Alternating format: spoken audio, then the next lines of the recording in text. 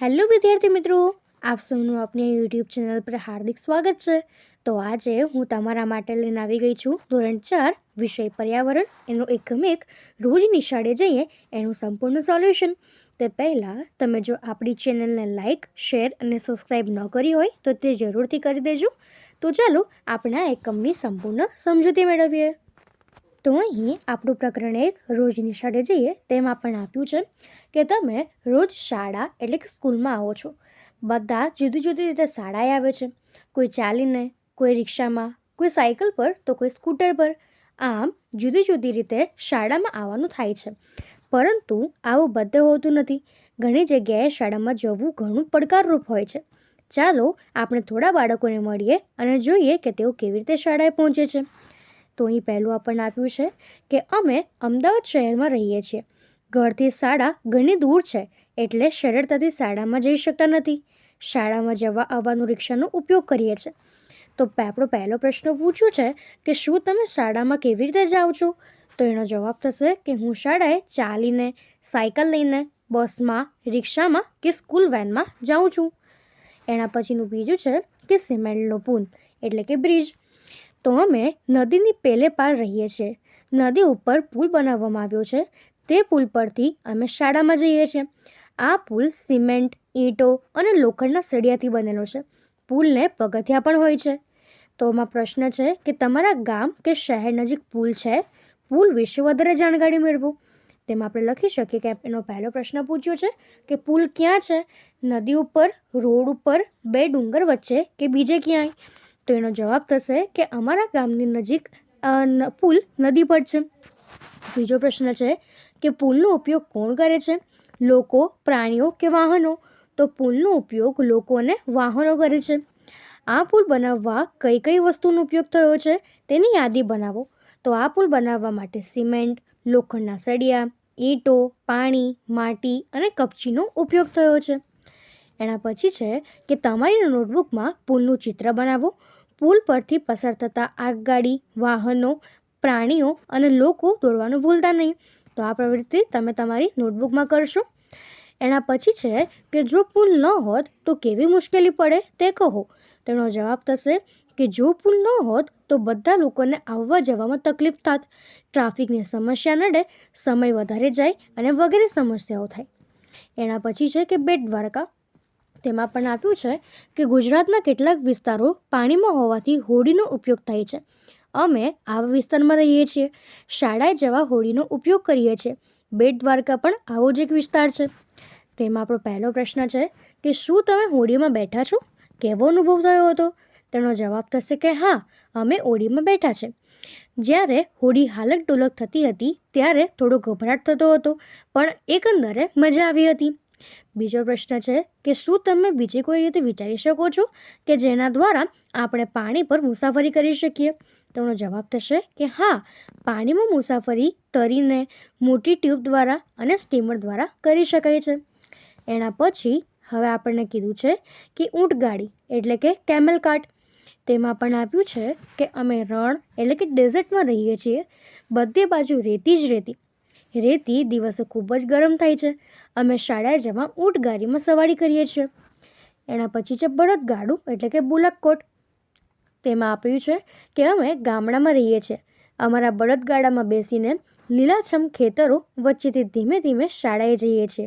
જે ખૂબ તડકો અથવા વરસાદ હોય તો છત્રીનો ઉપયોગ કરીએ છીએ. તો એમાં આપણને કીધું છે કે તમે જ્યાં રહો છો ત્યાં ઊંટગાડી કે બળદગાડું છે તેનું ચિત્ર તમારી નોટબુકમાં દોરો. તો તમે જે પણ વિસ્તારમાં રહેતા હોય ત્યાં ઊંટગાડું છે કે બળદગાડું તેનું ચિત્ર તમે તમારી નોટબુકમાં દોરશો. એના પછી છે સાયકલ સવારી એટલે કે બાઇસિકલ રાઇડિંગ. અમારી શાળા દૂર છે. પહેલાં છોકરીઓ શાળાએ જતી ન હતી, પરંતુ હવે બધી છોકરીઓ શાળાએ સાયકલ લઈ સરળતાથી જાય છે. તો હવે એના પછી આપણને પ્રશ્ન પૂછ્યો છે કે તમે સાયકલ ચલાવી શકો છો?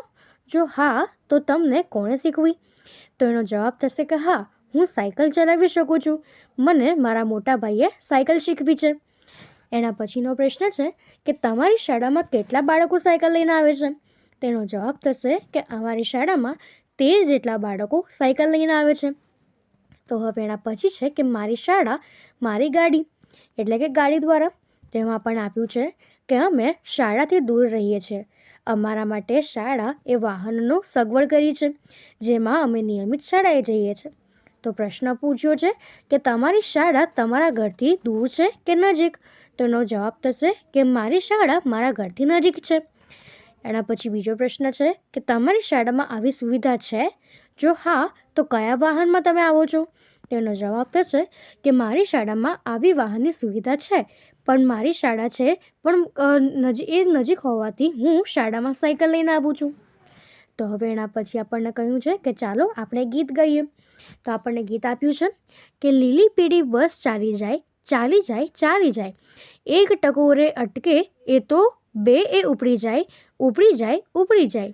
કાળા ડામરના રસ્તા આવે છે સામા ગસ્તા, નદીઓ નીચેથી સરકી જાય, સરકી જાય, સરકી જાય. રસ્તામાં આવે ફાટક, ગાડી ચાલે ખટાખટ, મોટરનું ભોપું પીપ પીપ થાય, પીપ પીપ થાય, પીપ પીપ થાય. બારી પાસે હું બેસું, જોતો હું ગાયો ભેંસું, ઊંટની વણચાર ચાલી જાય, ચાલી જાય, ચાલી જાય. તો આપણને ગીત આપ્યું હતું. તો હવે એના પછીનું આપણું કીધું છે કે બાળકો જંગલ પાર કરે છે. એટલે કે અમે ગીરના જંગલમાં રહીએ છીએ. અમારે શાળામાં જવા ગાઢ જંગલમાંથી પસાર થવું પડે છે. જંગલમાં એટલી શાંતિ હોય છે કે આજુબાજુથી આવતા વિવિધ પશુ પક્ષીઓના અવાજ પણ સાંભળી શકાય છે. અમે રોજ જંગલમાંથી પસાર થઈને શાળાએ જઈએ છીએ. તેમાં આપણને પ્રશ્ન પૂછ્યો છે કે તમે કયા કયા પશુ પક્ષીઓનો અવાજથી ઓળખો છો? તો એમાં થશે કે ગાય, ભેંસ, બકરી, ઘોડો, કૂતરો અને ગધેડો. એના પછીનો પ્રશ્ન છે કે જંગલમાંથી પસાર થતાં શી કાળજી રાખશો? તેનો જવાબ થશે કે જંગલમાંથી પસાર થતાં જંગલી પ્રાણીઓ હુમલો ન કરે, જંગલમાં મળતા બધા જ ફળો ખાઈશું નહીં, સાપ, વીંછી અને અન્ય જીવજંતુથી સાવધાન રહીશું, ગાઢ વૃક્ષો હોય ત્યાં સંભાળીને ચાલીશું. એના પછીનો પ્રશ્ન છે કે પથરાળ રસ્તો એટલે કે રોકી પાથ. તો એમાં આપણને આપ્યું છે કે અમે ડુંગરની ટેકરીઓ પર રહીએ છીએ. રસ્તાઓ પથરાળ અને આડાઅવડા છે. બીજા માટે આ રસ્તાઓ મુશ્કેલી ભર્યા લાગે, પરંતુ અમે સરળતાથી ઉપર નીચે જઈ શકીએ છીએ. શાળાએ જવા માટે આવા રસ્તાનો ઉપયોગ કરીએ છીએ. તો એના પછી આપણને આપ્યું છે કે મારું નામ વિધિ છે, હું 4થા ધોરણમાં ભણું છું. હું બીજા બાળકોની જેમ સરળતાથી બધા કામ કરી શકતી નથી. મારા પગ જન્મથી જ કામ કરતા નથી. પહેલાં શાળામાં જવાની ખૂબ તકલીફ પડતી હતી. મમ્મી મને ઉચકીને શાળાએ મૂકવા આવતી હતી, પરંતુ હવે હું જાતે જ શાળાએ આવું છું. મને પૈડાવાળી ખુરશી એટલે કે વ્હીલચેર આપવામાં આવી છે કે જેના દ્વારા હું નિયમિત શાળાએ જાઉં છું. તો હવે એના પછી આપણને પ્રશ્ન પૂછ્યો છે કે જે લોકોને શારીરિક ખામી છે તેમને કેવી તકલીફ પડતી હશે? તો એમાં સૌપ્રથમ આપણને ખામીઓ આપી છે અને પડતી મુશ્કેલીઓ લખવાની છે. તો પહેલું છે અપંગ એટલે કે જે હેન્ડીકેપ હોય તે લોકોને મુશ્કેલી શું પડે? તો ચાલવામાં લોકોનો સહારો લેવો પડે, સ્વતંત્ર રીતે કોઈ જગ્યાએ જઈ ન શકે. એના પછી છે અંધ એટલે કે બ્લાઇન્ડ, તો જોવામાં અને પોતાની જરૂરી વસ્તુ જાતે ન લઈ શકે. અને એના પછી છે કે મૂકબધિરી એટલે કે ડેફ એન્ડ ડમ્બ, તો એની મુશ્કેલીઓ શું છે કે પોતાની વાત બોલવામાં અને સમજાવવામાં મુશ્કેલી પડે છે. તો હવે એના પછી આપણને એક પ્રવૃત્તિ આપી છે કે એમાં પ્રવૃત્તિ કરવાની છે કે આંખે પાટા બાંધીને મેદાનમાં ફરો, શું અનુભવ થયો છે તે કહો. આવી બીજી પ્રવૃત્તિ શિક્ષક પાસેથી જાણો અને અનુભવ કરો. તો તમે આ વાળી જે પ્રવૃત્તિ છે એ તમારી શાળામાં તમે કરી શકો છો, પરંતુ શિક્ષકની હાજરીમાં. એના પછીનો આપણો પ્રશ્ન છે કે ગુજરાત સિવાય અન્ય રાજ્યોમાં એવા પણ રસ્તાઓ છે કે જ્યાં આપણે ત્યાં નથી. ચાલો જોઈએ ત્યાં બાળકો કેવી રીતે શાળાએ જાય છે. તો એમાં આપણને સૌપ્રથમ આપ્યું છે કે ઉડન ખટોલા એટલે કે રોપવે. તમે પાવાગઢ અથવા તો અંબાજી ગયા છો? ત્યાં તળેટીમાંથી ટોચ પર આવેલા મંદિર સુધી જવા માટે ઉડન ખટોલા છે.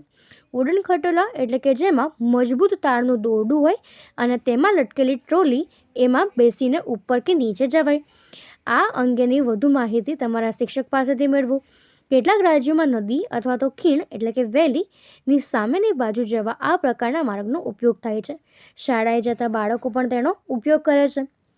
તો હવે એના પછી આપણને કહ્યું છે કે આ સિવાય કેટલાક રાજ્યોમાં વરસાદ ખૂબ પડવાથી રસ્તાઓ પાણીથી ભરાઈ જાય છે.